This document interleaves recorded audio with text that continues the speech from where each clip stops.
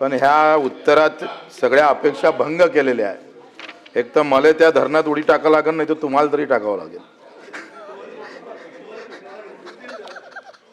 सभापती महोदय, खरं तर वासनी प्रकल्प याला 20 वर्ष झाले आणि 20 वर्षापासून हा प्रकल्प रेंगाळत 55-60 कोटीचा प्रकल्प 500-600 कोटीवर जातं।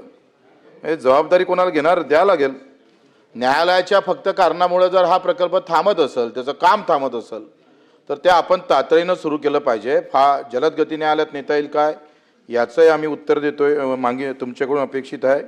आणि या वासनीमध्ये गिरीश भाऊ, खरं तर बोरगाव पेठ हा आमचा खारपान पट्टा आहे आणि खारपान पट्टा असल्यामुळे काय होतंय, जमिनीत थोडी जरी ओल असली तर ते शेवटपर्यंत जातं, म्हणजे ते पूर्ण भिंतच ओल होते।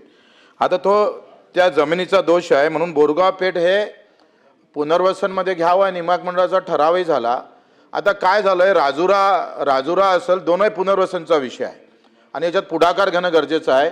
राजुरा प्रकल्पामधलं राजुरा गाव, वासनीमधलं बोरगाव पेठ गाव हे नियामक मंडळाला मान्यता दिली का हे पुनर्वसनमध्ये घ्या आणि ते नियमानं बसते। पण प्राधिकरण, जे पुनर्वसन प्राधिकरण मंडळ आहे ते याला वेळ लावत आहे आणि मग तुमच्या माध्यमातून हा काय झाला, आता राजुराचा प्रकल्प किती एकदम 15, 20, 30, 40 कोटीचा प्रकल्प तो चालला आता 100-150 कोटीवर, आणि हे सगळे पुनर्वसन होत नाही म्हणून याला विरोध गावकरी करत आहे। प्रकल्पाचं पैसे असून निधी थांबत आहे आणि मग ही खरं तर तुम्ही आम्हाला या 15 दिवसात त्या प्राधिकरण सोबत एक तर बैठक लावा, किंवा तुम्ही ज्या पद्धतीनं आतापर्यंत पक्षाचं राजकीय सगळे काम पाहत आले, संकट मोचन झाले, या धरणाचे आपण संकट मोचन होऊन 15 दिवसात पुनर्वसनचा निर्णय आपण करणार आहे का, या संदर्भात आपण आम्हाला उत्तर दिलं पाहिजे।